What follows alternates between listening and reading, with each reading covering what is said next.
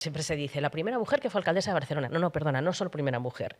Primera mujer del colectivo LGTBI, activista y sobre todo de clase popular, porque lo que más noté en el ejercicio del cargo era mi clase, ¿sabes? Era lo que más notaba que era una rareza en ese cargo. Era la primera vez que iban al despacho de la alcaldesa y no la conocían de nada, no tenían familia en común, no tenían amigos en común, no coincidíamos en fiestas ni en cenas, porque no participaba de las élites de la ciudad. Creen que siendo quien eres hay impunidad y en parte tienen razón, es gratis. O sea, meterse conmigo, pues como seguramente te ha pasado a ti, es gratis porque no formo parte del poder real, del poder que está siempre ahí, de las familias que están siempre mandando y que tienen dinero. Entonces, como no formo parte de esa estructura, aunque fuera alcaldesa, eso me daba capacidad de hacer algunas cosas y las hice, pero a nivel personal no tuvieron piedad, como no lo han tenido con otras mujeres en situaciones similares, ¿no?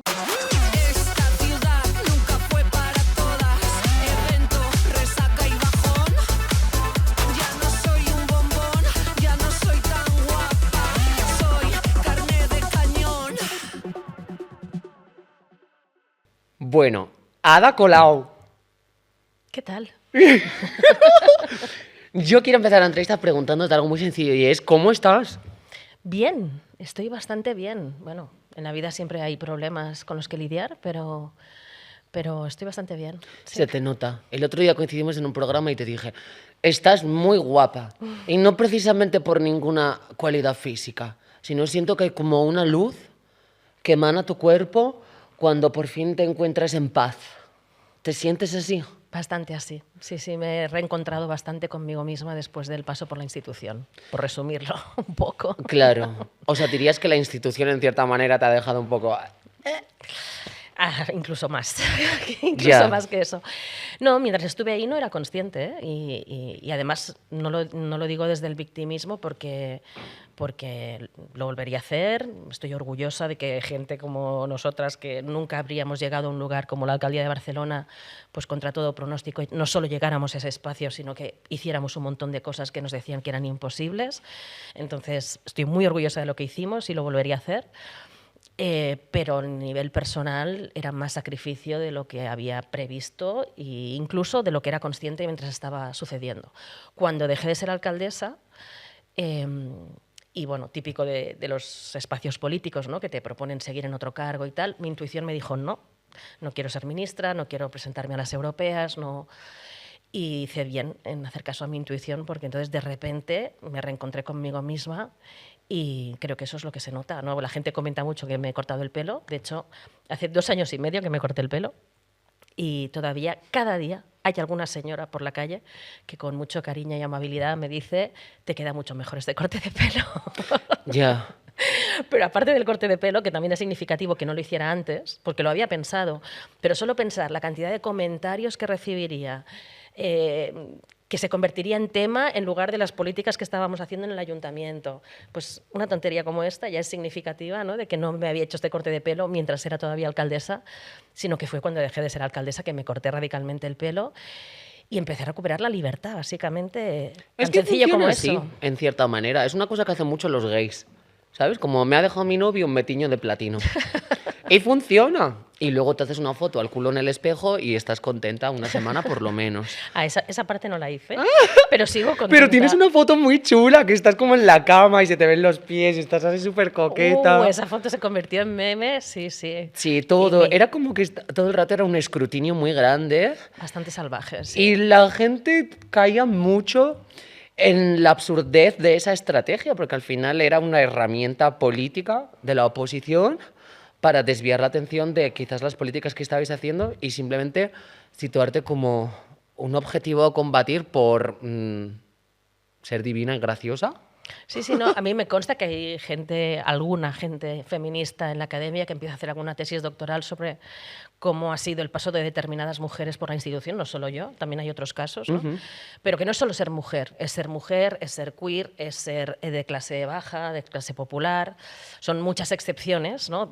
Venir de trayectoria activista, entonces muchas excepciones que no habían pasado nunca, ¿no? Siempre se dice, la primera mujer que fue alcaldesa de Barcelona. No, no, perdona, no solo primera mujer del colectivo LGTBI activista y sobre todo de clase popular, porque lo que más noté en el ejercicio del cargo, o sea, lo que más me hacía notar mi entorno era mi clase, ¿sabes? Era lo que más notaba que era una rareza en ese cargo.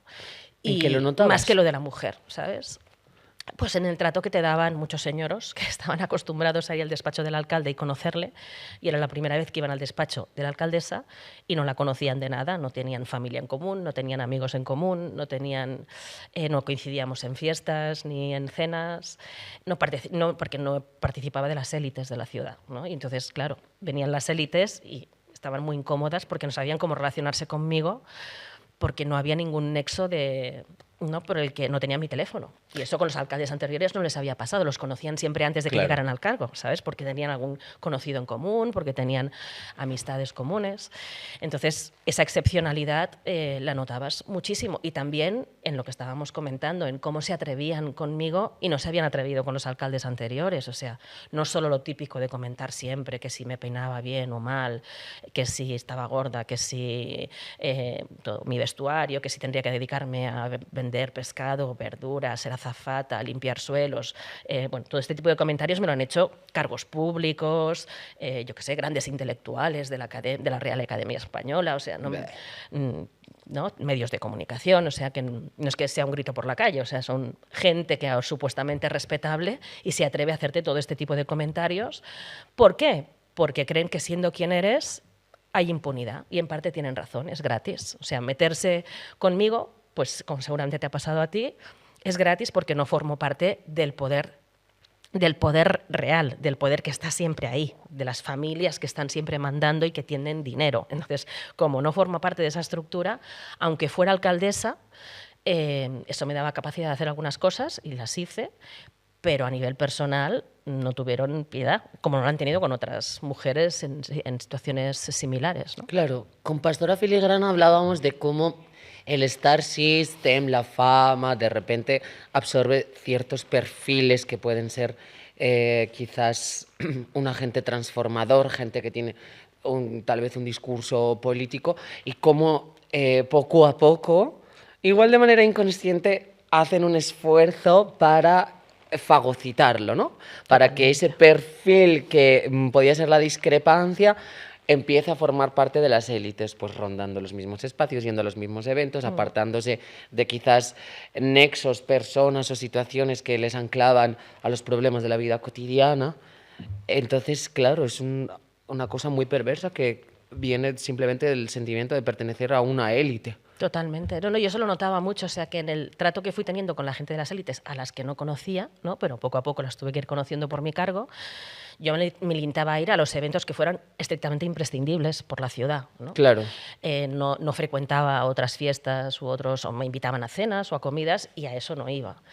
Y eso lo noté muchísimo, que las élites pueden aceptar que una desgraciada lumpen llegue a un lugar que no estaba previsto.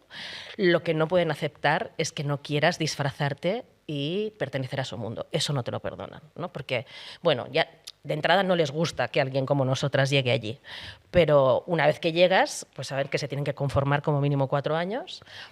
Y entonces intentan acercarse de varias maneras, ¿no?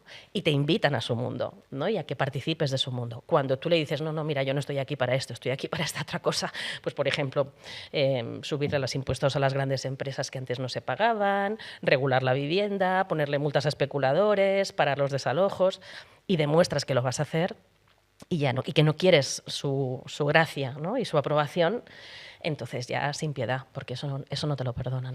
Claro, porque a lo largo de tus 2 mandatos habéis hecho bastantes cosas. Sí, no todas las que quisiéramos, ni las que se necesitaban, pero hicimos bastantes cosas. Que ya es, quiero decir, nunca es suficiente, ¿no? Porque Claro. hay siempre que mirar hacia adelante y todo el rato se puede mejorar la calidad de vida de las personas y trabajar por una sociedad justa y equitativa es algo constante. Sí. Pero dentro de lo que cabe y del panorama político, yo, bajo mi punto de vista, considero pues que, bueno, al menos hicisteis cosas que estaban bien. Sí, sí, no, yo siempre lo digo, volviendo otra vez, ¿no? a cómo te tratan según quién eres, la cantidad de cosas que nosotras hicimos estando en el gobierno de Barcelona, si hubiera sido un hombre blanco de uno de los partidos mayoritarios, lo habrían tratado de estadista. Lo habrían tratado de estadista. De hecho, nosotros tuvimos muchísimo más reconocimiento internacional, Sí, reconocimiento de es verdad. Naciones Unidas, del Parlamento Europeo, de otras ciudades que copiaban nuestras políticas, regulando el turismo, en materia de vivienda, de urbanismo, las superillas, la pacificación de la ciudad, en feminismo. Pues venían a copiarnos de un montón de ciudades, teníamos un montón de premios y reconocimientos, pero localmente, ¿no?, nos trataban siempre, pues eso, como impostores, como intrusos, como gente que no tendría que estar ahí. Y todo el rato, ¿no?, era destructivo cualquier cosa, y cualquier cosa mala que pasara en la ciudad era culpa nuestra, aunque fuera un fenómeno meteorológico incluso. O sea, llegaba a pasar esas cosas, se caía un árbol y era culpa de Colau, ¿sabes? O sea, entonces, ¿eso por qué? Porque éramos nosotras. En cambio, si fuera alguien, un hombre, te digo, de un partido mayoritario, mira el alcalde que hay ahora. De repente ya no sé, hay los mismos problemas en Barcelona. Los precios de la vivienda siguen subiendo, la especulación desbocada, los problemas de seguridad son los mismos, pero ahora ya no hay medios diciendo caos y destrucción en Barcelona permanentemente, ¿no? Porque hay unos medios de comunicación que tienen unos accionistas que son empresas financieras, inmobiliarias, grandes multinacionales, que deciden que con determinados partidos se entienden y que con otros no se van a entender nunca, ¿no? Entonces, ahí es donde se nota bastante la diferencia, ¿no? Y por eso te decía que la conciencia de clase, siendo alcaldesa, paradójicamente, ¿no?, yo que venía del activismo más de base, de estar con los afectados por los desalojos y las hipotecas, con la gente expulsada del sistema y la más empobrecida, pero claro, estaba entre gente afín, estaba entre gente que era como yo, ¿no?, y que vivíamos la misma realidad. Al estar en la alcaldía de Barcelona, estaba en un lugar que no me esperaba y donde había mucha gente que no era de mi extracto social, era de clase más alta. Y por eso digo que paradójicamente, la vez que llegué a un lugar de poder es cuando he tenido más conciencia de clase, porque es cuando tenía un espejo donde notaba, ah, no, claro, que yo no soy de este mundo, ¿no?, que aquí no me esperaban, en esta fiesta no me esperaban, ¿no? ¿Qué te ha dolido y qué te ha satisfecho más? ¿Satisfecho? Sí, que me ha ¿Está dado... bien dicho? Sí. ¿Satisfecho? Bueno, ¿qué te ha gustado y qué te ha dolido más? ¿Qué ha sido para ti más duro y qué ha sido para ti más provechoso? ¿El activismo o la política institucional? A ver, duro han habido unas cuantas cosas, desde cosas que me han tocado, porque encima de que, digamos, gobernar en minoría, con todos estos condicionantes que decíamos, con las élites en contra, pues no ha sido fácil. Y hemos tenido fake news, y hemos tenido lawfare, ¿no?, guerra judicial, más de 20 querellas falsas que luego han acabado archivadas, muchos ataques, muchas campañas de desprestigio. Pero no es lo que me ha dolido más, porque eso estaba ya dentro del juego que estaba previsto. O sea, tú vas allí a tocar privilegios, pues los que le tocan los privilegios Claro. responden. Bueno, pues eso ya te lo esperas, ¿no? Incluso te reafirman que estás haciendo lo que tienes que hacer, ¿no? Lo que me ha dolido más es vivir situaciones durísimas como el atentado de la Rambla y estar con las víctimas durante mucho tiempo y vivir una situación donde la ciudad se rompe, pero que también es un momento donde la ciudad da lo mejor de sí misma, porque todo el mundo se volcó para ayudar, salió a las calles, todo el mundo quiso ayudar a las víctimas. Entonces viví como lo peor y lo mejor en una sola situación muy extrema y muy dura, ¿no?, como el atentado de la Rambla. Nos tocaron un montón de situaciones, o sea, si gobernar ya es difícil, y en minoría más, nos tocaron un momento de excepcionalidad política, porque fue todo el procés, la judicialización de la política, luego vino la pandemia, o sea que nos tocó de todo y más. Solo faltaba que llegaran los extraterrestres o nos cayera un meteorito, vaya. Ojalá. ¿No? Hemos hecho el pleno. Y entonces hubieron muchas situaciones duras, ¿no? Lo más difícil seguramente era ver eso, cómo te manipulaban, cómo tú hacías una rueda de prensa para explicar, por ejemplo, un nuevo plan para las escuelas de la ciudad, para poner más recursos en las escuelas, para mejorar los patios de las escuelas, para mejorar los entornos de las escuelas, y tú llevas ahí con un trabajo hecho enorme, ¿no?, con un montón de cosas por explicar, pero a la prensa en ese momento solo le interesaba el procés y te preguntaba por enésima vez qué opinabas del referéndum, ¿no? Y decías, ya te he respondido a esa pregunta y hoy yo soy una alcaldesa que quieres hablar de las escuelas de Barcelona, entonces ya entiendo que la actualidad, sobre todo es del otro, pero déjame hablar de esto, ¿no? Entonces habían muchas situaciones donde era muy difícil hablar de lo que estábamos haciendo a través de los medios de comunicación. Ellos entiendo que estaban haciendo su trabajo y que la actualidad manda, pero hasta un extremo que reducía la realidad y ya no sabías cómo batallar con eso. Utilizabas las redes sociales, pero los medios tienen un alcance mucho más grande todavía hoy que las redes sociales, ¿no? Bueno, y es que aun si haces algo, si no lo comunicas, no existe. Exacto. Y a mí me daba esa sensación, ¿sabes? No, pero nos lo dijeron un montón de veces, tenéis que comunicar más. Y dices, pues estoy comunicando todo el día. Pero claro, pero es que luchas contra si un tú haces monstruo una muy rueda de grande. prensa hablando de las escuelas o hablando de la política de vivienda y luego la única noticia que sacan es que ha habido alguien que ha sacado un machete en el barrio del Raval, pues se habla solo del machete. Y solo se habla del machete. Y no se va a hablar de escuelas, no se va a hablar de vivienda por muchas ruedas de prensa que tú hagas, por muchos reels que cuelgues en tu Instagram, se va a hablar del machete, ¿no? ¿Crees y que es entonces eso fue intencionado? muy duro fue. Fue muy ¿Crees duro. que fue intencionado? Claramente. Claramente, a ver, amiga, o sea, solo tienes que ver, te digo, o sea, la mayoría, no quiero generalizar, hay periodistas muy buenos haciendo bien su trabajo, pero todos sabemos cómo es el juego del poder. Entonces tú sabes, en los grandes diarios, en las grandes cadenas de televisión, tú sabes quién está en el accionariado de esas televisiones y de esos periódicos. Y, por ejemplo, uno de nuestros máximos adversarios era la compañía privada del agua, Akbar. Ya solo decir Akbar lo puedo decir yo porque soy libre y denuncio que Akbar es una empresa que ha cometido enormes malas prácticas, que tiene privatizada el agua de Barcelona, que eso encarece el servicio y que nos arrebata la gestión de un bien común básico para la gente, que es el agua, que debería ser pública, porque Bueno, el agua pues es una necesaria querella, para la ¿no? vida, ¿no? Bueno, Akbar, como nosotros quisimos hacer una consulta a la ciudadanía, una consulta, ojo, para debatir si municipalizábamos el agua, como han hecho tantas ciudades en Europa, pues nos hizo una guerra judicial sin piedad, pero sin piedad. O sea, una cosa inaudita. Hasta el punto que, por ejemplo, pusieron todos sus abogados a bloquear el reglamento de participación del Ayuntamiento de Barcelona para que no pudiéramos hacer la consulta. Y se cargaron la posibilidad de hacer cualquier consulta, no solo la del agua. Tenían tanto poder, pusieron tanto dinero en los medios de comunicación, que claro, cuando a mí me hacían declarar por las querellas que me ponía Akbar, salía en prime time, abriendo los telediarios. Luego, cuando se archivaban las querellas, salía pequeñito y te lo reconocían los periodistas fuera de micro. Te decían, es verdad, Akbar pone mucho dinero en los medios de comunicación. Y como ese caso, el poder inmobiliario, el poder financiero. Entonces, todo eso, Akbar, por ejemplo, también financia medios digitales simplemente para generar titulares que luego se mueven por WhatsApp, ¿no? Y que van lanzando mentiras sobre ti. Tantas mentiras que no puedes responderlas, porque son tantas. Además, muchas son muy absurdas, ¿sabes? Desde que había colocado a mi marido en el ayuntamiento, mi ex nunca trabajó en el ayuntamiento, que me había comprado casas, vamos, en toda Barcelona, parece que tengo un imperio, o sea, cada día me estaban atribuyendo una casa diferente en un barrio diferente. Y había gente que se lo creía, o sea, hay gente que, mira, me llegado a pasar que ya, yo qué sé, como 2 años después de dejar de ser alcaldesa, en una conversación con amigas, había una amiga que estaba convencida que yo me había comprado una casa en Horta.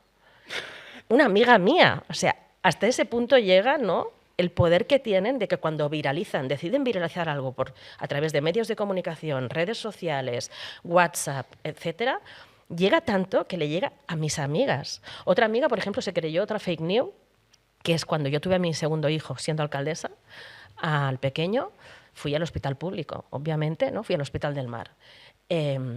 Pues una fake news que me estaban sacando el niño y estaba todavía con la epidural y medio groggy, y ya había salido una fake news sobre mi parto, que era que me habían cerrado toda una planta del hospital para mí, como si fuera una princesa. Y era mentira.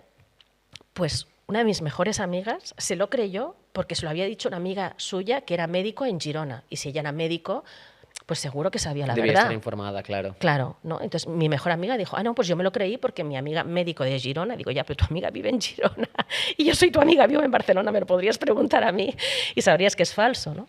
Pues imagínate ese entramado de dinero, que claro, hay mucha fiscalización ahora al poder político, como debe ser, ¿no? O sea, los políticos están constantemente fiscalizados a dónde van, dónde se toman un café, dónde compran, si suben, si bajan. De acuerdo, hay que fiscalizar la actividad de un político. Claro. Y también sus cuentas y si se enriquece con la política, de acuerdo. ¿Pero crees que hay un sesgo?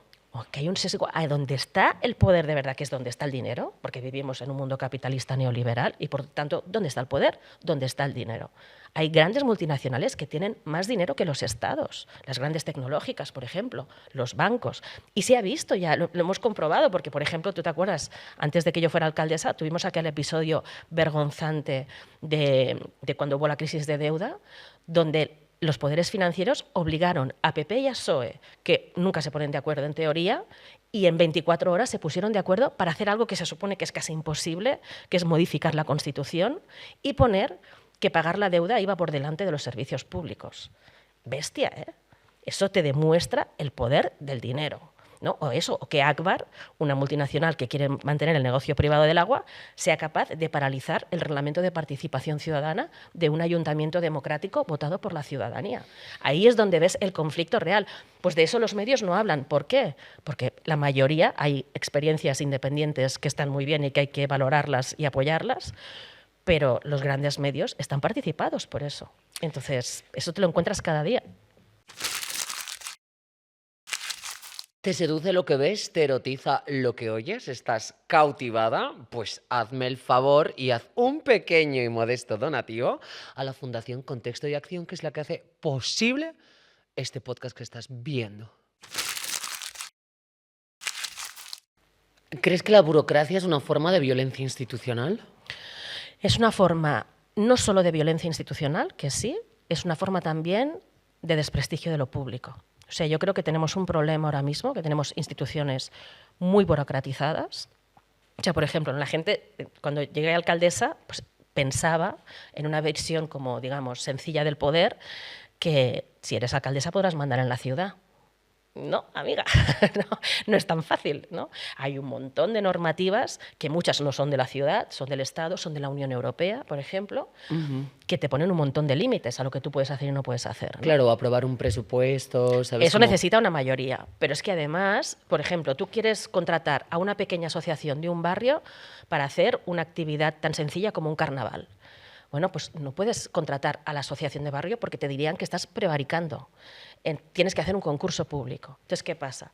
Que en cualquier concurso público, las grandes empresas, otra vez, tienen abogados, tienen dinero, tienen técnicos, dominan el contacto con la administración y tienen mucha más experiencia para ganar concursos públicos. Aunque no haya corrupción, que además hay casos de corrupción, pero aunque no hubiera corrupción, dominan el cotarro. Entonces, esa pequeña asociación cultural de barrio lo tiene muy difícil para poder competir con esa gran multinacional que hace los contratos públicos cada semana como si fueran churros, ¿no? Entonces, hay muchísimos límites. O, por ejemplo, hay una burocracia que es entre que tú decides algo, hacer viviendas, por ejemplo, y esas viviendas se hacen, pueden pasar 6 años. 6 años, porque entre que tomas la decisión, se aprueba el presupuesto, se hace un concurso, se hace un proyecto, luego te lo impugnan o le hacen consideraciones, luego se vuelve a aprobar. 6 años hasta que se ejecutan las obras, ¿no? Entonces, es verdad que hay un entramado burocrático que en parte se ha hecho para garantizar el control democrático, la transparencia, que no haya robos ni corruptelas, eso está bien, pero yo la conclusión a la que llegué cuando terminé el paso por la institución es que al final hemos sido un poco víctimas, o sea, yo formaba parte de la gente del 15M que pedíamos, ¿no? Pues eso, democracia real, mucho control, mucha transparencia. Y en nombre de esas peticiones se ha hecho un entramado burocrático que se ha convertido en una telaraña donde se atrapan a los mosquitos. Pero los grandes tiburones saben romper esa telaraña perfectamente, porque tienen contactos en todas partes. Entonces, al final, ese entramado burocrático lo que hace es atrapar a los pequeñitos que hacen algo mal, incluso sin querer, o sea, que hacen, pues eso, por falta de recursos, ¿no? Bueno, y resulta muy complicado también a nivel de ser una ciudadana, intentar, yo qué sé, poner unos papeles en regla, ir a hacer cualquier cosa, como que también siento que no es una opción satisfactoria para las personas que están al margen de la política institucional, incluso. Absolutamente. Porque también, claro, no tienes mucha idea. ¿Y cómo vas a tener ideas si nadie te la está enseñando? No es una cosa que te enseñen en los institutos, en los colegios. De repente es como que esperan que llegues a la vida adulta y sepas Es una cosa muy simple, pero hacer una declaración de la renta, saber lo que es el IRPF, ¿no? Totalmente. Entender cómo funcionan los presupuestos, qué competencias tiene la comunidad autónoma, cuáles son estatales, o como siento que son cosas fundamentales de cómo está organizada nuestra sociedad democrática. Es decir, que son decisiones que en cierta manera, si no en toda manera, nos atañen, Totalmente. pero nadie nos enseña a utilizar ese lenguaje. Cualquier cuestión legal está escrita en un lenguaje codificado, críptico, complicado, extraño, que precisa de un abogado. Eso ya es como una cuestión de clase, ¿sabes? Como que siento que todo el rato son trabas para la gente con menos recursos. Y me lleva a pensar, vale, tú que has estado en el activismo, más de la calle, ¿no? De estar con la gente que para desahucios, de estar con la gente en sindicatos de barrio, que es una política al margen de la institución mucho más directa, con una acción y un resultado mucho más directo. Y luego has vivido la otra vida, ¿no? En la institución, con todos esos términos, con todas esas formas de operar, con todo ese papeleo. Claro, si estás en el poder y la propia lógica del poder no te deja transformar el poder o ejecutar unas políticas que mejoren la vida de las personas que no están en el poder, ¿crees que realmente existen soluciones que puedan plantearse desde el Estado y la institución cuando la violencia viene del Estado y la institución? Porque pienso, por ejemplo, en la policía, que es para mí un organismo corrupto. Y en millones de ocasiones vemos cómo se infiltran en movimientos sociales, muchas veces manteniendo relaciones sexuales con personas que están militando ahí, ¿no? Lo cual es una agresión sexual en toda regla. Cómo los antidisturbios arremeten contra protestas pacíficas, intentan frenar o paralizar manifestaciones legítimas, pero luego acompañan totalmente a nazis que están haciendo el Canelo con unas banderas con el aguilucho. Hay claramente un sesgo muy grande. Y vale, sí, no todos los policías, pero es que es imposible evitar sentirte desprotegida por alguien que tiene tantísimo poder para hacer lo que quiera contigo. Pues es un temazo este que me daría para explicarte 50.000 anécdotas. Puedes imaginarte en 8 años de alcaldía. Pero ahora te contesto esto, pero antes retomando lo que estábamos diciendo de la burocracia en general, o sea, como conclusión, lo que yo sí digo es que hay algo que la izquierda, las izquierdas, los partidos progresistas, llámalo como quieras, tendrían que hacer rápidamente, que es una propuesta de simplificación administrativa. ¿Por qué?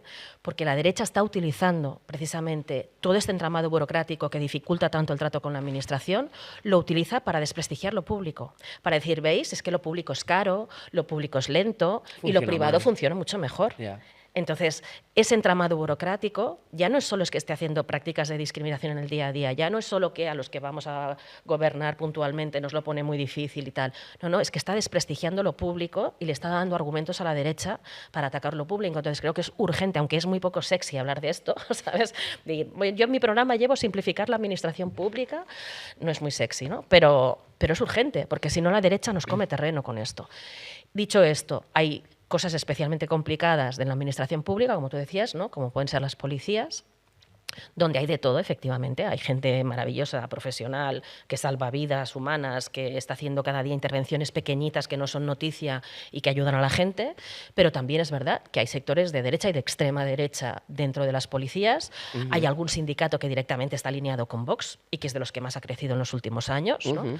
Yo, por ejemplo, tenía este sindicato de extrema derecha de la policía, de la Guardia Urbana, que como era sindicato podía escribirle a los 15.000 trabajadores del Ayuntamiento de Barcelona sin filtros y que casi cada semana estaba enviando un mail a los trabajadores públicos, a los 15.000 trabajadores municipales, diciendo que la alcaldesa era terrorista.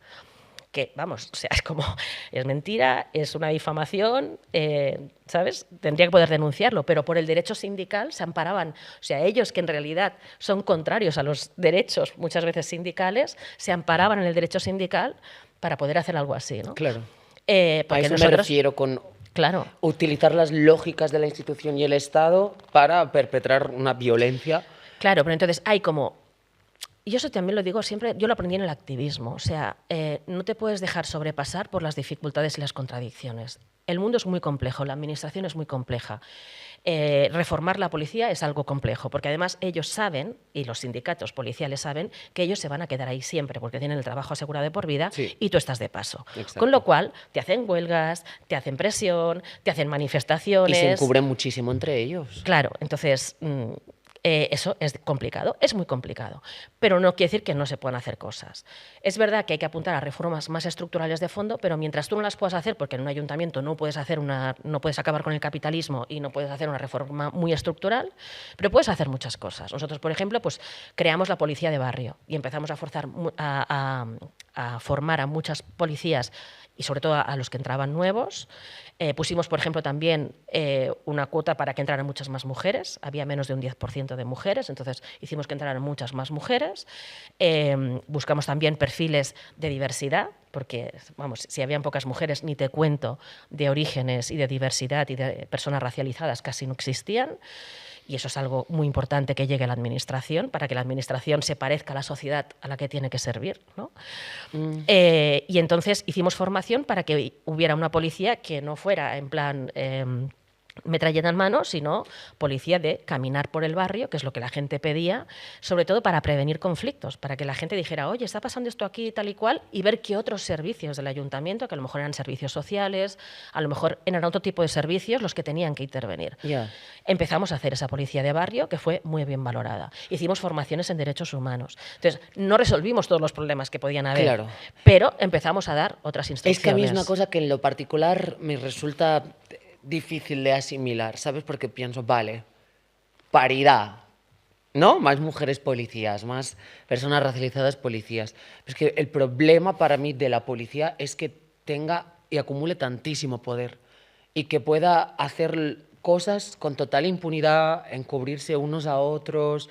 ¿Sabes? Como no me resulta tan problemático y imagino que es algo importante porque cuanto más se parezca a la sociedad, pues más igualitario será el trato, o quiero pensar eso, pero claro, es como lo de girl power, ¿no? Girl boss, venga, más mujeres en cargos de poder administrativos. Bueno, pero es que si tu cargo de poder va a oprimirme a mí como persona trabajadora, si tú vas a ser una empresaria explotadora, a mí me da igual que haya un número equitativo de hombres y de mujeres que sean empresarios. Claro. Lo que quiero es que no haya esa explotación laboral. Y con la policía me sucede lo mismo. Me da igual que haya una lesbiana, un mariquita y una persona racializada, bisexual en la policía, si el poder va a seguir intacto. Y si al final ese cambio no puede ser estructural. Entonces me lleva a pensar, vale, ¿qué se puede hacer, ¿no? Y también pienso en la pulsión de mi generación, de las personas que están en ese activismo más de la calle, en todas las personas que gestionan centros sociales, que llevan un activismo ocupa muy rotundo y que ven como poco a poco pues los ayuntamientos les van privando de algo tan sencillo Pero como... sí, exacto, es muy complejo, te lo he dicho de entrada, es muy complejo y no es tan automático y no es una cuestión solo de números. Pero si tú, además de que entren más personas diversas, que eso siempre ayudará, que haya más diversidad, ayudará a que hayan opiniones diferentes también dentro de la policía, a que haya más proximidad con colectivos que normalmente podían verse con mucha más distancia, o sea, ayuda, pero no es suficiente. Entonces tienes que hacer formación, tienes que premiar con actuaciones un determinado estilo de policía y, en cambio, penalizar o castigar otro tipo de policía.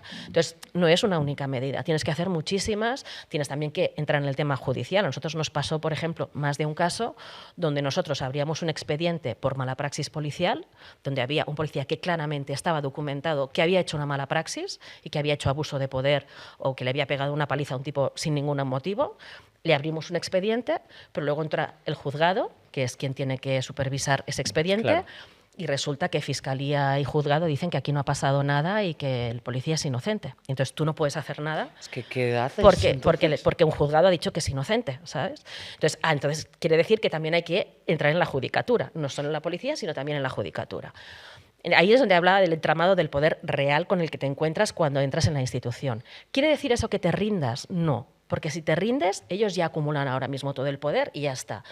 te decía, se pueden hacer cosas. Nosotros, por ejemplo, hicimos la policía de barrio y premiamos intervenciones que eran más preventivas. Evitamos, por ejemplo, que se le dieran medallas que en otros momentos se le habrían dado a determinados policías que han hecho determinadas actuaciones. Nosotros eso lo evitamos. O sea, fuimos haciendo muchas pequeñas cosas que iban reorientando, ¿no?, qué modelo policial se quería para la ciudad. No era nada fácil, había un montón de resistencias. Te digo, yo tenía un sindicato policial que me estaba haciendo scratches constantemente y me estaba acusando de barbaridades. Pero lo fuimos haciendo y eso se iba notando poquito a poco. Entonces, yo te decía antes que eso lo aprendí del activismo, que es, yo tengo objetivos de máximos, ¿no? Quiero, pues, acabar con el capitalismo, con el patriarcado, quiero hacer enormes cambios en esta sociedad, como muchísimas personas, espero que cada día más, pero la institución es un trocito de la realidad donde hay muchos límites, muchas contradicciones y vas a poder hacer algunas cosas sí y otras no. Yo creo que vale la pena que haya gente que entre y haga todo lo que pueda.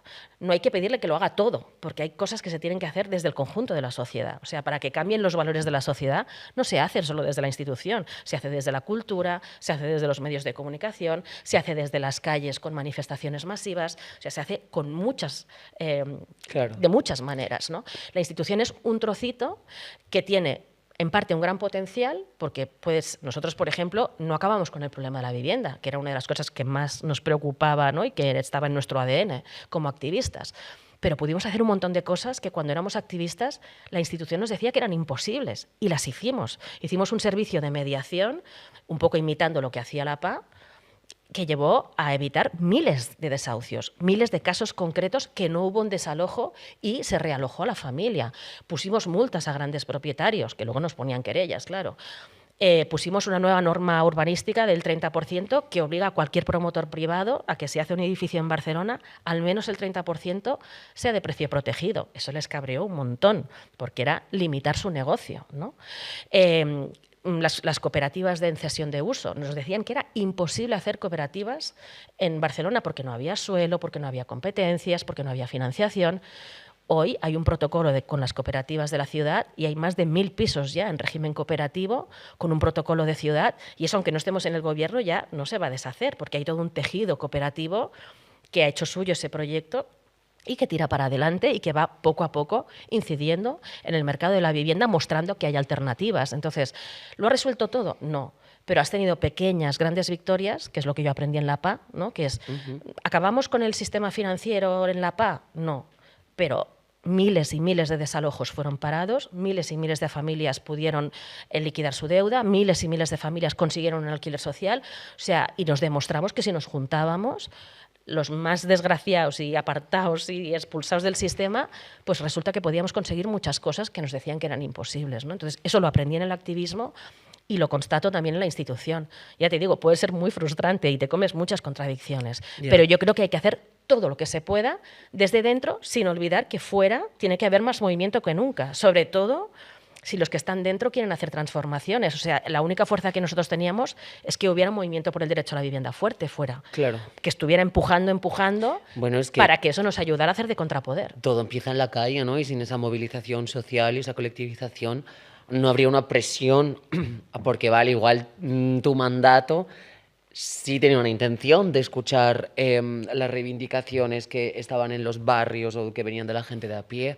Pero claro, hay otros gobiernos que, a menos que les pongas entre la espada y la pared, no van a tomar una decisión. Por eso es fundamental. Mira, un caso concreto con las manifestaciones de experiencia en la institución. Nosotros, cuando llegamos al ayuntamiento, inmediatamente le dimos la instrucción a la Guardia Urbana que ya no intervenía en manifestaciones, porque antes la Guardia Urbana iba con Mossos d'Esquadra a controlar manifestaciones y tenían servicio de espionaje y ponían denuncias a manifestantes. De hecho, el ayuntamiento estaba personado como acusación contra, por ejemplo, activistas de varias huelgas que se habían hecho en Barcelona. Nosotros retiramos esas denuncias, por lo tanto, tuvimos un efecto práctico concreto, retiramos las denuncias contra activistas, contra manifestantes, y le dijimos a la Guardia Urbana que no iba a intervenir más en manifestaciones, que podían cortar el tráfico, que eso sí que es competencia suya, pero que nosotros no estábamos para reprimir manifestaciones y sacamos esa función.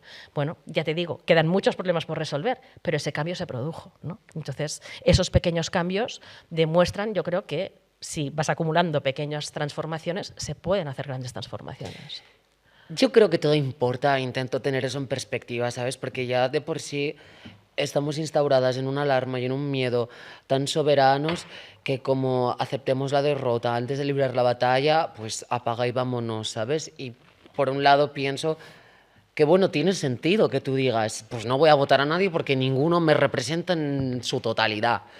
Y que creas que eso es justo porque es lo que tú sientes, pero la realidad es que la derecha y la ultraderecha van a votar en masa. La realidad es que si tú renuncias a un puesto en la institución, la ultraderecha y la ultraderecha van a ocupar esos puestos. Si no vas a una tertulia televisiva, va a ir gente de derecha y de ultraderecha, porque ellos no renuncian a ningún frente de batalla para extender sus tentáculos de poder. Entonces, bueno, hay cosas que son insuficientes. También, pues, yo lo pienso, en mi caso, ¿a qué puedo llegar? Pues tengo ciertas limitaciones, me enfrento a contradicciones, todas, nadie puede tener un comportamiento ejemplar y siempre es fundamental entender que el espíritu crítico es legítimo. Y evidentemente señalar los problemas que tienen de base la institución y el Estado con esta burocracia infame, con esas lógicas que en realidad son un instrumento más para sostener a las élites y perpetrar las mismas violencias sistémicas de siempre. Pues está bien señalar todas esas cosas, pero yo en el fondo también pienso que mejor que estuvieras tú que estuviera otro sinvergüenza, ¿no? Aunque pueda entender que alguien diga, vale, pues esto que hizo el gobierno de Acola no me satisfizo. Bueno, lo puedo entender y es comprensible y tiene valor esa opinión, pero es que no podemos renunciar a ningún frente y siento que en cierta manera esto está consiguiendo y este clima político tan convulso está consiguiendo que la juventud haya perdido la esperanza en la democracia. Y quería preguntarte qué antídoto crees que hay frente a esto. Bueno, a mí lo primero, me gusta no generalizar, porque es verdad que también forma parte de este discurso mainstream, que está dirigido, ¿no?, el repetir cada día que todos los chicos jóvenes se hacen de Vox. Bueno, esto parece más bien una profecía autocumplida, que tanto repetirlo, al final a lo mejor lo van a conseguir. Pero yo conozco a muchísima gente joven y a chicos jóvenes y chiques jóvenes que no solo no son de Vox, sino que son gente valiente, innovadora, creativa, curiosa, que está experimentando, que muchas veces pienso, ya me gustaría a mí de joven haberme encontrado con una generación como esta, ¿sabes? O sea, que hay gente joven muy cañera, muy buena. De hecho, yo creo que una de las responsabilidades concretas que tenemos las veteranas, ¿no?, las que ya, como en mi caso, pasamos de los 50, y si tenemos algún altavoz o si tenemos pues, las redes sociales que tienes más seguidores y tal, es visibilizar a la gente joven que está haciendo cosas muy cañeras y que está haciendo cosas valientes, creativas, porque eso, no hay que reproducir. Yo siempre aconsejo una cosa, mira, no te voy a decir lo que tienes que pensar, ¿vale? Nunca, jamás. Pero sí te digo, si estás escuchando todo el día un mismo sermón, si estás escuchando todo el día, la gente joven es toda de derechas, pregúntate, ¿a quién le interesa que nosotras creamos que toda la gente joven es de derechas y de extrema derecha? Anda, quizás es a la gente de extrema derecha que le interesa que pensemos esto, ¿sabes? A lo mejor es una profecía autocumplida que está muy dirigida mediáticamente. O que no pongan el foco, ¿sabes? Claro, y hay que reivindicar que hay muchísima gente joven, yo creo que la mayoría, que no está ahí y que está pensando en cómo cambiar el rumbo de las cosas. Es verdad que lo que sí hay es un discurso de época de fin del mundo. O sea, de no hay nada que hacer, ¿no? En plan, el planeta revienta, se ha hecho todo mal, la economía capitalista cada día es más desigual, más cruel y más injusta, encima mandan psicópatas que nos llevan a genocidios y a guerras, esto no hay por dónde cogerlo, ¿no? Entonces, ese sí que es un discurso que yo creo que las izquierdas se tienen que poner mucho las pilas para combatir, porque ese está muy instalado y tiene datos de la realidad, digamos, que confirman que ahora mismo el mundo va bastante mal en general. Claro, sí, no es una teoría conspiranoica ni un estado de pánico hecho incoherente, o sea, realmente es un hecho. ¿Qué piensas? Vale, ¿qué sentido tiene? Exacto. Levantarme cada mañana Exacto. Si no Entonces tengo... yo creo que más que decir, reproducir el discurso que demoniza a la gente joven diciendo, no, es que la gente joven no está politizada, no, es que la gente joven se está haciendo cada vez más de extrema derecha, más que reproducir ese meme que le interesa a la extrema derecha, yo lo que haría es ver, creo que el principal problema que tenemos colectivo es que efectivamente el mundo ahora mismo está dominado por unas élites que nos llevan al desastre máximo solo por tener el máximo beneficio a corto plazo, porque al final son businessmen, ¿no? Trump es un señor que quiere hacer el máximo dinero posible con sus 4 amigos de la industria bélica, de las grandes tecnológicas, y ya no se esconden, ya no intentan ni parecer demócratas, les da igual. O sea, tienen el poder, lo ejercen de la manera más cruel y salvaje. Hacer dinero, aunque sea incendiando el planeta, ¿no? Claro. O sea, entonces, ahí sí que creo que nos falta, y aquí hago autocrítica un poco, también me incluyo, o sea, creo que las izquierdas en general, en España y en el mundo, porque no es un problema solo aquí, a lo mejor cuando hemos llegado al gobierno nos ha cogido un poco el síndrome de la impostora.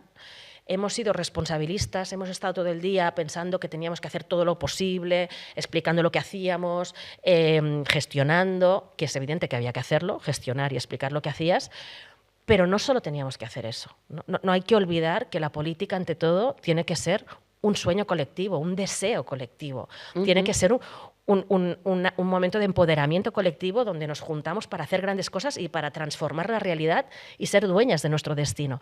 Y creo que ahí la izquierda claramente ha perdido frescura, ha perdido capacidad de soñar, ha perdido capacidad de deseo, y a mí es una de las cosas que más me interesan ahora mismo, ahora que estoy fuera de la institución, que es cómo desde las izquierdas, los movimientos, la mayoría social en realidad, que no quiere ni guerra, ni desigualdad, ni que se carguen el planeta, ni que maten a la gente por la calle como hace Trump con el ICE, toda esa mayoría de gente, ¿cómo nos juntamos otra vez para desear colectivamente, ¿no? ¿Crees que está fragmentada la izquierda? O sea, es como una cosa que se dice, ¿no? Sí. No es que la izquierda está fragmentada. ¿Crees que es cierto? A ver, ¿es verdad que los partidos de izquierdas ahora están fragmentados y que eso es malo? Sí, creo que eso no es el único problema. Creo que la sociedad está fragmentada. O sea, creo que dentro del proyecto neoliberal está el proyecto de fragmentarnos como sociedad para que vivamos los problemas como si fueran problemas individuales, para que tú estés sola en casa pensando que eres un fracaso y que si no tienes más dinero es culpa tuya, y que si te van a echar de casa es culpa tuya, y si no es culpa tuya es culpa del vecino que es inmigrante o que es no sé qué, ¿no? Entonces, ese es el proyecto de las élites, fragmentarnos, ¿no? Romper comunidades para que no hagamos redes de apoyo mutuo, para que no soñemos colectivamente y para que no nos juntemos para cambiarlo todo. Entonces, eso está pasando en la sociedad y también está pasando en los partidos de izquierda, pero no creo que sea un problema solo de los partidos de izquierda, ¿no? O sea, los partidos de izquierda creo que lo podemos hacer mucho mejor, creo, y que hay que hacer una autocrítica constructiva rápida, porque el momento es urgente, entonces no hay mucho tiempo, ¿no? La realidad nos apremia. Pero más allá de los partidos de izquierda, creo que es un problema como sociedad y que hay que tener proyectos para reforzar comunidades, para creernos que efectivamente tenemos más poder del que nos quieren hacer creer, ¿no? Y que está en nuestras manos el cambiar nuestro destino. Sí, es como un poco instaurar la desesperanza y ya que venga, pues nada, no vota nadie, la democracia es un rollo, está todo perdido. Vivo el presente. Vivo el presente y el presente me frustra, entonces no vivo. Pero, claro, también es que como... Pero si tú miras con perspectiva histórica, mira cuántas veces la humanidad Ha ha hecho así. enormes revoluciones y ha hecho cosas increíbles que han cambiado el paradigma, ¿no? O sea, pasar del feudalismo al renacimiento, o sea, vamos, es meterlo todo patas arriba. Eso, o sea, y han habido tantos cambios históricos, ¿no? Que con todas sus imperfecciones y sus contradicciones, ha habido la Revolución Francesa, ha habido muchos momentazos históricos donde la gente, ¿no? Ha habido, yo qué sé, muchas revoluciones específicas en muchos lugares del mundo. Se acabó con el apartheid en Sudáfrica, ¿no? Por la movilización de su ciudadanía. O sea, hay tantos ejemplos. Las mujeres consiguieron igualdad de derechos con la lucha de las sufragistas. Se acabó con la esclavitud porque las personas esclavizadas se alzaron contra la opresión. O sea, tantas grandes conquistas han cambiado el paradigma y cosas que parecían imposibles han sido posibles. O sea, que tenemos un montón de ejemplos. La cuestión es creérselo y también asociarlo a que la vida es mejor cuando te juntas con las otras y no estás sola, y empiezas a hacer algo para transformar tu vida, no desde una dimensión individual, sino colectiva, ¿no? Yo creo que eso es importante explicarlo. Es mucho más divertido juntarte con las amigas para cambiar el mundo que vivir sola en el sofá de casa, todo lo que te pasa como si fuera una culpa o algo que te ha caído, un destino, ¿no? Que no tiene solución, ¿no? Sí, es verdad que, claro, se nos olvida que también es esperanzadora la ternura en los demás, el cariño en los demás. ¿Sabes? Que siento que estamos todas como en un pedo, con razón, o sea, todo nos empuja a estar en un pedo muy individualista, en estar como súper centradas en nosotras, en nuestros problemas, y al final te acabas creyendo que eso radica en ti como un individuo, que no tiene nada que ver con estructuras, o que si eres consciente de ver que tiene que ver con estructuras del sistema, no puedes hacer nada, porque no tienes ninguna agencia para cambiar esas condiciones vitales. Pero es que por eso yo creo que lo colectivo es tan poderoso, pero también es difícil colectivizarse en este momento, ¿no? Entonces es todo el rato como una espiral, ¿no? De, venga, me animo, pero la vida me abate, pero venga, me junto, pero nos abate a todas al mismo tiempo. Y luego ves que ni siquiera desde las instituciones igual se puede hacer ese cambio tan esperanzador que querías, a pesar de decir, venga, pues tenemos un gobierno de izquierdas, ¿no? Pero claro, sigue una ley de extranjería totalmente abusiva. Pero se han regularizado 500.000 personas, gracias a la lucha de las personas migrantes que han liderado Eso la lucha y que han recogido miles de firmas, y se ha conseguido la regularización que el PSOE se resistía todo este tiempo, pero al final se ha conseguido. O sea que es verdad, cuesta mucho, es difícil, sí, pero se consiguen cosas. Si te mueves, se consiguen cosas.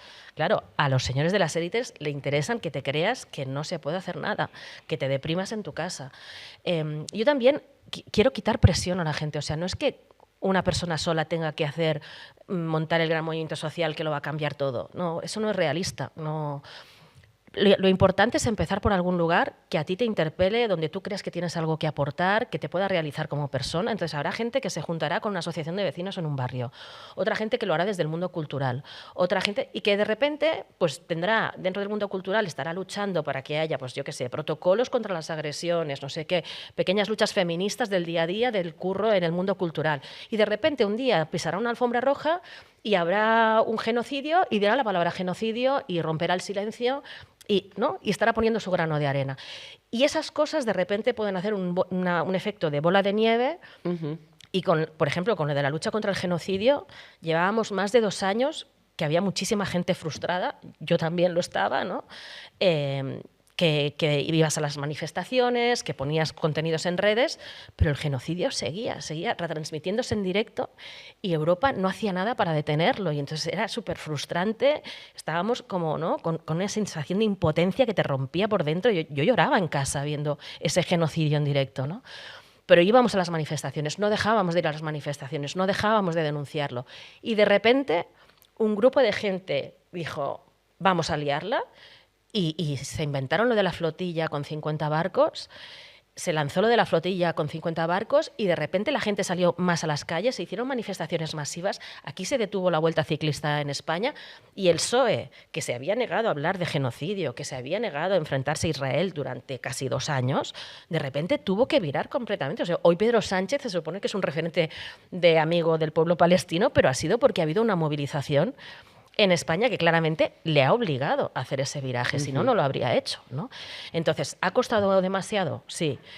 Ojalá hubiera sido más fácil y más rápido, pero muchas pequeñas acciones de repente, ¿no?, generan un estado de opinión donde de repente algo que no se estaba planteando pasa a estar en el centro y eso cambia la agenda política y de repente empiezan a pasar cosas. Entonces, yo creo que eso, que tú desde tu espacio, sea cual sea, ves haciendo cosas que creas que van en la dirección de mejorar el mundo un poquito cada día, porque luego habrá un contexto de oportunidad donde podremos juntarnos más gente todavía y liar la parda.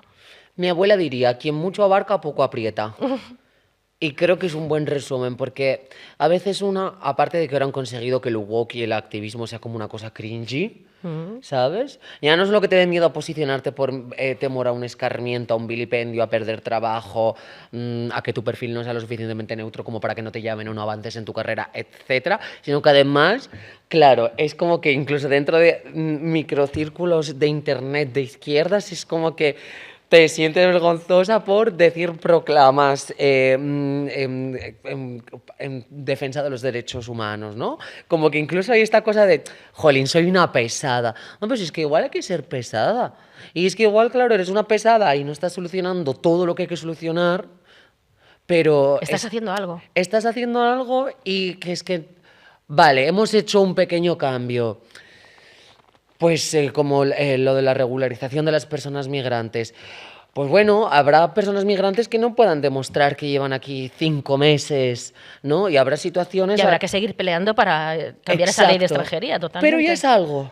Entonces tampoco como andar arrojando piedras sobre nuestro propio tejado o que el inconformismo, en vez de ser una herramienta transformadora para seguir avanzando, se convierta en una piedra en el camino para ponernos la zancadilla y seguir haciéndoles el juego Claro. a los mismos de siempre, yo creo que es algo que tenemos que dejar de contemplar como una opción deseable. Claro. Y esto es un podcast de contexto y acción.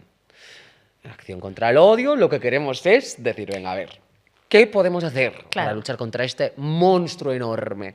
Contra estos tecnócratas, estos fascistas, imperialistas, colonialistas que dominan el mundo, que tienen redes enormes, que tienen dinero, que tienen bots en Twitter, en todas las redes sociales, que saben cómo engañar a nuestras madres con un cartelito de Pablo Iglesias que difunden por WhatsApp, que por cierto son muy divertidos, lo tengo que reconocer. Pero claro, para mí uno de los grandes conflictos es cómo hacer que lo woke ya no sea cringy, cómo convertir la izquierda en algo deseable, cómo... No, tú eres muy buena haciendo eso. Eres muy buena porque tú haces que el pensamiento de izquierda sea sexy, que es lo que necesitamos, Claro. básicamente. O sea, Pero ¿y cómo hacerlo? Porque claro, luego te veo, vale, Pedro Sánchez se ha dado cuenta de que TikTok es importante, ¿no? Cosa que Santiago Abascal ya se había dado cuenta hacía muchos más años. Sí. Entonces ahora empieza y ya hace sus house tours, recomienda libros, pero digo, es que claro, esto nos está interpelando a la juventud. A mí me parece un acto súper entrañable. Y yo, pues claro, si en el anterior capítulo dije que le quería dar el pecho a Mariano Rajoy, pues esto, claro, me despierta aún más ternura, ¿no? Porque digo, ay, mi ¿qué le estás pobre. ofreciendo a Pedro Sánchez? Concretamente, ¿qué le estás ofreciendo? ¿Otra parte de tu cuerpo? Cobijo, cobijo. Yo, no sé, una red velvet. ¿Sabes? Con unas fresas con chocolate. Bueno, en fin, ¿sabes? Pero como que, ¿qué podemos hacer? Estamos ahí alrededor de esa pregunta muchísimo. Yo te digo, podemos hacer cosas pequeñas, podemos hacer cosas grandes. La cuestión es no rendirse, la cuestión es juntarse con las amigas, amigas como concepto básico genérico, o sea, soy muy pro de juntarse con las amigas, porque cuando te juntas con las amigas pasan cosas. Primero, que mejora tu vida, ¿no? Que no estás sola, que celebras la vida, que te ayudas mutuamente, se generan redes de apoyo. O sea, las amigas es una pieza básica. Con las amigas ya puedes participar de cosas colectivas más amplias, te puedes acercar a comunidades, o sea, puede haber alguna causa que te llame más que otras, no sé, puede ser la de la vivienda para frenar desahucios en tu barrio, o puede ser el apoyo a Palestina contra el genocidio, pueden ser muchas cosas diferentes. No tienen que ser todas, o sea, pero con tus amigas podéis decidir, ¿no? Pues que participáis más en una cosa o en otra. Y luego, yo creo que sí que tenemos que trabajar entre todos la conciencia colectiva de que somos mayoría social, o sea, dentro de ese proyecto neoliberal de atomizarnos, ¿no? Y hacer que nos sintamos solas e impotentes, claramente eso es un proyecto neoliberal, nosotras tenemos que recordar que somos la mayoría social. O sea, muchas veces nos reivindicamos como minoría y como periférica, que yo me identifico también con eso, ¿no? O sea, si soy mujer, activista, de clase popular, soy bisexual, pues tengo elementos para reivindicarme, soy de barrio, de hecho, del Guinardó, pues para reivindicarme periférica, ¿no? Pero una cosa es reivindicarte periférica o como minoría para contrastar ese discurso central, mainstream, patriarcal, neoliberal. Eso es una cosa. Otra cosa es creerte que tú eres realmente minoría y que no tienes nada que hacer. No, nosotros somos la mayoría social. O sea, si tú juntas a todas las diversas, a todas las raras, o sea, si tú juntas mujeres, colectivo LGTBI, migrantes, personas de clase popular trabajadora, precarias, varias, o sea, es que somos la mayoría social, no sé, el 90% de la población. Bueno, es que están los márgenes repletos, ¿sabes? Claro, es que ya no cabe nadie en la periferia. Digo, Ya... chicas, ¿la otredad de qué es? Y es que sois dos. Claro, es que la periferia es la mayoría social, ya no cabe nadie más ahí. Claro. Entonces, pues sería la cuestión de que las amigas de la periferia nos hagamos alianzas entre nosotros, ¿no? Para que de vez en cuando demostremos que somos esa mayoría social, ¿no? Y podamos impugnar realmente la estructura que nos está oprimiendo a todos. Cada una pues desde su aspecto principal, pero que al final es la misma estructura de poder la que nos está colocando en ese lugar de soledad y de impotencia. Entonces, yo creo que a nivel social tenemos que buscar mecanismos para ser conscientes de que eso, que somos la mayoría, las que queremos vivir en paz, con respeto a la diversidad, con derechos humanos, con libertad, Y luego también tenemos el problema de que necesitamos, además, en la institución, partidos de izquierdas que se pongan las pilas, que aprendan de los errores de estos años y que no solo se unan, que se habla mucho de estos días, ¿no? Que tiene que haber unidad de los partidos de izquierdas para que no hayan varias listas electorales. Eso es un mínimo, pedir que esas formaciones se coordinen y vayan lo más juntas posibles. Pero más allá de eso, la unidad no es el gran secreto de la cuestión, creo yo. O sea, el secreto es cómo recuperamos un proyecto ambicioso, impugnador, ilusionante, que nos lleve a realmente creernos, ¿no? Que podemos construir juntas una sociedad muchísimo mejor de la que tenemos. Me parece un buen objetivo, ¿sabes? Porque incluso yo misma a veces me descubro cayendo como en este pesimismo, en este nihilismo de, vale, ya está, señalamos todos los problemas que hay porque es imposible no verlos, ¿no? Ya ni siquiera es una cuestión de estar más despierta, sino que te estallan en la cara y es imposible obviar la realidad que te envuelve. Pero claro, señalamos todo eso y ¿qué ofrecemos, ¿no? Y qué alternativa proponemos, y en realidad es una forma que tienen ellos de inocular su narrativa y que hasta la gente de izquierdas con un pensamiento diverso, esperanzador, acabemos hablando, pues eso, de los jóvenes de ultraderecha, de lo mal que está todo, ¿no? Claro. Y ocupando como desde también nuestro propio discurso para... digamos, servir de altavoz a su discurso, ¿no? Exacto. Como arrebatarnos la voz para que solo podamos incluso hablar de ellos también en vez de las cosas que nos atañen y nos interesan. Y una cosa que digo siempre es una cosa sencillísima, ¿no? Que hay mucha gente que tiene vidas complicadas y que tiene poco tiempo para apuntarse a militar en nada o lo que sea. Pero una cosa muy sencilla que a nivel de narrativa y de redes sociales podemos hacer, que es... o sea, al poder le interesa que tú reproduzcas sus imágenes para reforzar su poder, ¿no? Entonces, cada vez que Trump o Elon Musk dice una barbaridad, hace un gesto nazi con total impunidad, ese tipo de cosas, en realidad, ¿qué están haciendo? Están mostrando obscenamente, ¿no?, al mundo el poder que tienen tanto poder que puede decir cualquier gilipollez que él va a seguir ahí mandando, ¿no? Entonces, si nosotros reproducimos esas imágenes para denunciar, que es un impulso lógico, ¿no? Decir, mira qué barbaridad ha dicho mira qué barbaridad ha vuelto a decir, mira... En realidad le estamos poniendo en el centro todo el tiempo. Nosotras, en nuestro espacio, en nuestras redes, en nuestra vida, en nuestra narrativa, les estamos poniendo en el centro. Entonces, yo no digo que dejemos de denunciar, porque hay cosas barbaridades que hay que denunciarlas, pero estaría bien que le destinemos un tiempo en nuestras redes sociales, en nuestra narrativa, eligiendo qué priorizamos, de qué temas hablamos, y si miramos qué nos da poder a nosotras, ¿no? ¿Qué nos da poder? ¿Qué imágenes nos dan poder? ¿Qué experiencias? ¿Qué voces? ¿Qué gente? ¿No? Si somos generosas y no pensamos solo en qué decir nosotras, sino ¿qué gente hay? Y no somos unas blanquitas europeas que solo miramos a Europa, sino en el sur, en el llamado sur global, hay gente muy potente que está diciendo muchas cosas, ¿no? ¿Qué tal si nos abrimos a escuchar lo que se está diciendo en otros lugares que están impugnando este estado de las cosas de crueldad y de tristeza? Y le damos espacio, sencillamente. Italo Calvino lo decía eso, ¿no? Muy, muy bonito, es un escritor italiano, que decía, detectar las personas que no son el mal, que no hacen el mal, y darles espacio, ¿no? Pues esa es una estrategia básica que está bastante guay. En lugar de darle tanta visibilidad a los malos todo el tiempo, ¿qué tal si ponemos imágenes de cosas que nos dan poder a nosotras, que nos animan a nosotras, que nos dan esperanza a nosotras, ¿no? Entonces, buscar esas imágenes, esas palabras, es una tarea que puede hacer cualquiera desde el sofá de su casa. Sí, y es algo muy sencillo y precisamente por eso creo que resulta difícil, ¿no? Cambiar el foco y abrir espacio, pues sí, a la ternura, al cariño, al amor, a la rabia transformadora, a lo colectivo, como dejar de permitir que ocupen tanto espacio. Y también yo creo que un buen objetivo sería ser crítica, pero no tiquismiquis. Que yo creo que es una cosa, y todas las travestis y las gays and girls que hayan militado y han estado en contacto con activismo lo podrán atestiguar, y es que pues de repente te plantas en una asamblea con un eyeliner y pues también te enfrentas a personas que creen que el único movimiento social por la clase trabajadora que vale es un obrerismo de mono azul, pues muy desfasado, ¿sabes? Y entonces, claro, te están...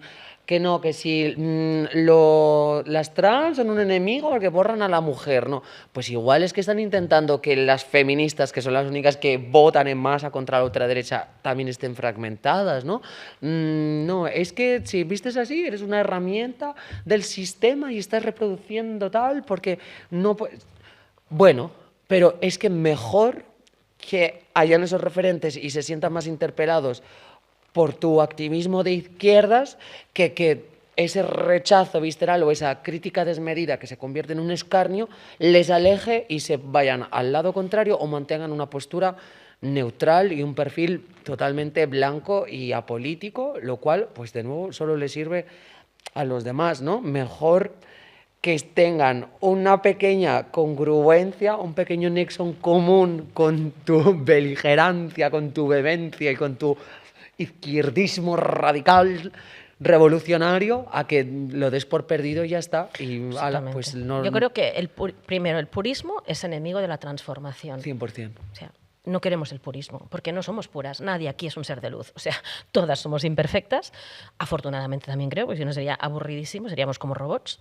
Entonces, el purismo es enemigo de la transformación. Entonces, hay que asumir que somos imperfectas, hay que asumir que tenemos contradicciones. Eso no quiere decir perder el espíritu crítico, evidentemente. Si hay cosas criticables, se critican. Si hay cosas que tenemos diferencias, las discutimos amablemente desde el respeto. Podemos tener diferencias, ¿no? Pero el purismo es enemigo de la transformación porque te lleva al inmovilismo. Y luego añado una cosa de mucha actualidad. También es dentro de esa línea de decir que el purismo es enemigo de la transformación, la cultura de la cancelación es enemiga de la transformación y de la revolución y es enemiga del feminismo. O sea, yo creo que en nombre del feminismo no se puede predicar la cultura de la cancelación.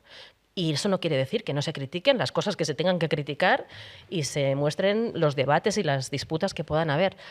Pero que se borre a alguien porque dijo una vez no sé qué o porque no sé cuántos, entonces va a hacer que la gente tenga miedo de hablar porque a la mínima te están cancelando. Entonces, sí. Yo creo que eso son pequeñas trampas que nos va poniendo el sistema que no podemos caer en ellas. Y es una lógica, una estrategia que yo creo que hemos adoptado incluso yo misma, ¿sabes? Como de esa vehemencia, ese purismo.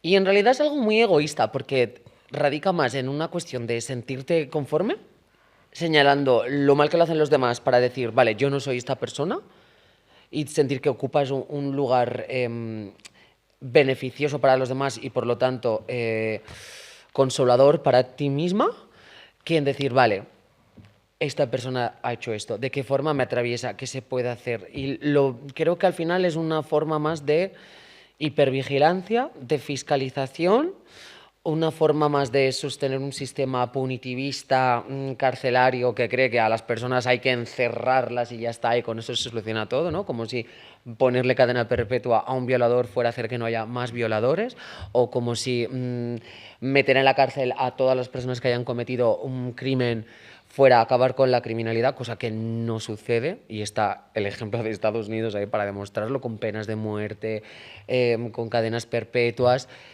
y al final es un sistema que, de nuevo, solo beneficia a la gente de las élites, porque en el momento en el que tú puedes eludir las cosas pagando una multa, pues ya te está dando a entender algo, ¿no? Que las cárceles estén llenas de gente pobre que han cometido delitos menores, ya te está dando a entender algo de ese sistema punitivista. Y creo que la cancelación tiene la misma lógica. Y es algo que en un principio surgió para luchar contra esas élites, de decir, venga, Roman Polanski, te cancelamos, Chris Brown, te cancelamos. Y al final ha servido para que la ultraderecha diga, ¿ah, sí? Pues vamos a sacar trapo sucio de todas las personas de izquierdas que tienen este discurso, les cancelamos y así ya da la sensación de que nada es honesto, de que nada es veraz, de que nada vale la pena, porque mira estos que también están haciendo esto tan malo. Y igual el punto es pensar, vale, esta persona ha hecho algo horroroso. ¿A qué se debe? ¿Qué estructuras están propiciando que eso sea así? Y una vez que lo denunciamos o que alguien lo denuncia, ¿cómo reacciona esta persona? ¿Lo reconoce? ¿Se abre a hacer un proceso para cambiar? Eso es. ¿Damos el derecho a la oportunidad de cambiar de las personas, ¿no? Y de pedir perdón si tuviera que pedir perdón? No sé, o sea, la cultura de la cancelación es enemiga de la democracia y de la transformación y efectivamente nos fragmenta más entre nosotros, ¿no? No creo que deba ser una de los instrumentos, de las estrategias para lograr el mundo que queremos. Sí, pero es como... Creo que en estos tiempos tan difíciles, irremediablemente, todas nos instalamos en el consuelo y la comodidad.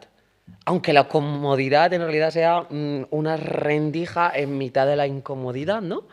Pero, y claro, en el momento en el que toda esta cultura de la cancelación surgió, sentías que pues era una forma de tener poder sobre algo que te quedaba muy lejos. Pero a las pruebas me remito y es que ni Chris Brown, ni Roman Polanski, ni Donald Trump, ni ninguno de los implicados en la lista de Epstein va a tener un cambio significativo en su vida. Entonces, ¿de qué sirve vilipendiar a alguien si no reconocen lo que han hecho, si no va a poner en jaque las estructuras de poder que les sostienen y si todo va a seguir igual con total impunidad, ¿no? Mientras que esa estrategia sí que puede hacer que una persona se aleje de la esfera pública y deje de posicionarse, sí que puede hacer que alguien sienta las consecuencias de ese escarnio sin tener los mismos recursos, la misma red que una persona megamillonaria con todos sus amigotes de las élites, ¿no? Sin poder decir, vale, pues no habléis de esta noticia en este periódico. ¿A quién le estamos haciendo el juego? O sea, creo que realmente tenemos que repensar qué cosas nos sirven y cuáles no. Dónde ponemos el foco y a qué tenemos que dejar de hacerle caso. Porque es todo muy rocambolesco y vivimos en una neblina que a veces no nos deja ver. Pero hay que intentar ser más listas y sostenernos.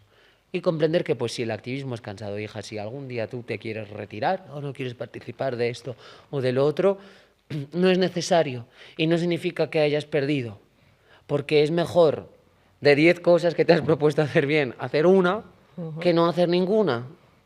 Igual haciendo una, luego te apetece hacer la otra. Pues que además el activismo suele darte una vida mejor, o sea, suele mejorar tu calidad de vida. O sea, yo las experiencias que he tenido, era mucho más feliz en el activismo personalmente que en la alcaldía de Barcelona. O sea, la alcaldía de Barcelona es una institución totalmente jerárquica, donde muchas cosas no dependen de ti, donde hay muchas violencias cotidianas, ¿no? En cambio, en el activismo te juntas con mucha gente que tiene situaciones parecidas a las tuyas y que se generan, pues, como una familia extensa muy fácilmente, que hacen que te sientas menos sola, que luego, además del activismo, te vayas a tomar una caña o que hagas otras actividades o fiestas conjuntas. O sea, mejora muchísimo tu calidad de vida. En ese sentido, yo quiero animarlo porque no veamos el activismo como un sacrificio. No, hay que darle la vuelta a eso. El activismo debe ser divertido y, desde luego, mejora la calidad de vida. Yo lo he vivido un montón de veces. En la plataforma Afectados por la Hipoteca, que es una de las experiencias que a mí me ha enseñado más cosas, cuando la fundamos ya hace como 20 años, un montón de tiempo, si fuera por todas estas cosas que estamos diciendo ahora que hoy están funcionando, la cultura de la cancelación, el purismo, etcétera, la plataforma Afectados por la Hipoteca no existiría, no habría sido jamás. no existiría, con lo importante que ha sido, ¿no?, en este país, porque cuando la fundamos era poquísima gente y me acuerdo que gente de otros movimientos sociales nos decían, ¿pero qué hacéis liándoos con la gente hipotecada? Si es gente que ha querido ser propietaria, entonces solo está pensando en sí misma, en acumular propiedades, en hipotecarse, no es un sujeto revolucionario, ¿no? Entonces había gente que nos cuestionaba que quisiéramos fundar esa plataforma. Pues no es verdad, cualquier persona es un sujeto de transformación, cualquier persona es una persona que vale la pena y que tiene mucho que hacer y mucho que decir en su vida. Y de repente fue muchísimo más interesante, ¿no?, el abrir un espacio a mucha gente diversa que no se había planteado jamás hacer activismo en su vida, pero que le estaban atravesando unas situaciones tan duras que se lo tuvo que plantear.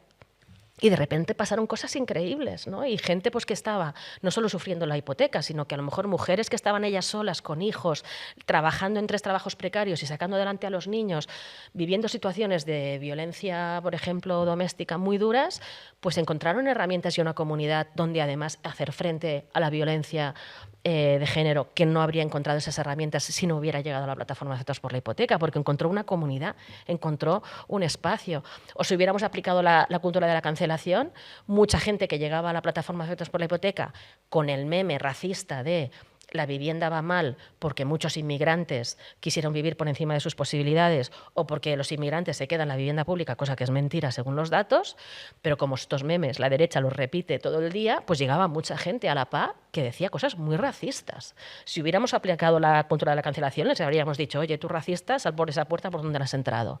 En cambio, les invitábamos a entrar, a sentarse en la asamblea, a escuchar, y de repente se encontraban con que el día de su desalojo estaba lleno de compañeros migrantes, de personas racializadas, a las 6 de la mañana estaban parando su desalojo y le estaban permitiendo negociar con el banco. Y de repente esa persona que había llegado con ideas y pensamientos racistas, se le pasaba el racismo de golpe sin que nadie le hubiera pegado ningún discurso moralizante ni le hubiera expulsado de ningún espacio, sino porque había hecho una experiencia colectiva que le había transformado a mejor, ¿no? Y había descubierto que esos supuestos enemigos abstractos resulta que eran sus aliados que les ayudaban a salvar su casa, ¿no? Por eso digo que lo de generar espacios de experiencia con las amigas y reforzar comunidades es una de las cosas más importantes que creo que podemos hacer. Desde luego todo el mundo merece una segunda oportunidad y también yo creo que es muy importante la voluntad. Por eso antes has dado una clave y es que hay que poner el foco en las personas o que están haciendo algo o que tienen dudas o que no saben pero están más cerca de. Porque a mí me pasa mucho cuando mi hermano, que es profesor, me cuenta, ¿no?, de cómo se viven las cosas en las aulas, madres que están preocupadas porque de repente su niña está en plan ¡Viva Franco! Y claro, dices, ¿qué hago con estas personas? Y es que igual a un fascista no le vas a convencer de que deje de ser fascista, pero a una persona que solo recibe fake news, que solo recibe desinformación, que vive en la ignorancia, aislada en su propia experiencia, pero que tampoco sabe muy bien cómo articular ese odio, que no es una cosa intencionada, pienso en mis padres, pues igual no es una batalla perdida. Igual también hay que poner el foco ahí, lo pienso mucho sobre todo desde el activismo trans. Es que a mí convencer a una transfoba no me interesa, porque sabes perfectamente lo que estás haciendo y me lo demuestras con tus argumentos, pero que alguien de mi familia tenga un comentario transfóbico puntual, pues bueno, también una tiene que decir, ¿me apetece hacer pedagogía o no? ¿De qué manera lo hago? Naturalizar el enfado, ¿no? O sea, legitimar cualquier reacción que tengas frente a un acto de violencia o hostilidad. Pero en la medida de lo posible, y si tú crees que esa persona puede hacer algo por cambiar, pues ya es otra personita más que está contigo. Totalmente. Igual no totalmente, igual no piensa que el objetivo final en la vida es irte con tus amigas ocupa trans a vivir una vida en un pueblo desguazado. Igual no va a pensar eso, pero por lo menos ya cuando escuche una falacia de Vox va a decir, pues esto no me parece bien, porque yo he visto la realidad. Y al final, además, si conocen un poco más, al final quieren venir a nuestras fiestas y al final se lo acaban pasando bien. Y al final resulta que el espacio de libertad real, ¿no?, se construye desde esas periferias, esos márgenes, que al final están consiguiendo libertad para todos, no solo para el colectivo LGTBI, ¿no? Porque esa ha sido parte también de nuestra historia. O sea, el otro día fui a la inauguración de una exposición muy chula en el Centro LGTBI Barcelona, que era sobre, literalmente, las fiestas que nos han salvado el culo, ¿no? Se llamaba así y me parecía que era muy oportuna porque se veían décadas desde los 80 de todas las fiestas queers que se han ido haciendo en espacios marginales de la ciudad, en esos espacios que eran de referencia, ¿no?, para un colectivo que era perseguido pues, desde el final de la democracia por la policía directamente, por la ley de vagos y maleantes, pero luego en democracia también, que sufría violencia policial y violencia en general. Y cómo se le dio la vuelta también mucho, generando un espacio de fiesta para fortalecer a la comunidad, recoger dinero para las multas, los abogados y hacer apoyo mutuo, pero además de recoger dinero, generar espacios, ¿no?, de cariño, de cuidado, de celebración de nuestros cuerpos, de nuestra libertad. Por eso digo que falta un poco de recuperar ese espíritu, ¿no?, donde nuestra lucha sea también una celebración de nuestras vidas permanente. Porque creo que eso también, para que mucha gente que a lo mejor se pregunta lo del activismo, pero le queda lejos, tiene que entender que el activismo no es sacrificio, es mejorar tu bienestar en general y además puede ser un espacio también de celebración de la vida junto a personas que quieren cosas parecidas a las que quieres tú, ¿no? Desde luego la izquierda es sexy, divertida y divina. Como tú. Y hay esperanza, como tú y como yo. Como las dos. Aquí estamos, estupendas. Pues hasta aquí la entrevista, yo creo, ¿no? Una hora y cuarto, si no me Vale, equivoco. lo que digas, tú mandas. Así que, pero hemos hablado de todo, hemos tocado todos los temas. Yo estoy como extasiada, ¿sabes? Qué bien. Sí, como si acabara de echar un polvo. Claro que no sé cómo es esa sensación. Así que nada, bisu, bisu.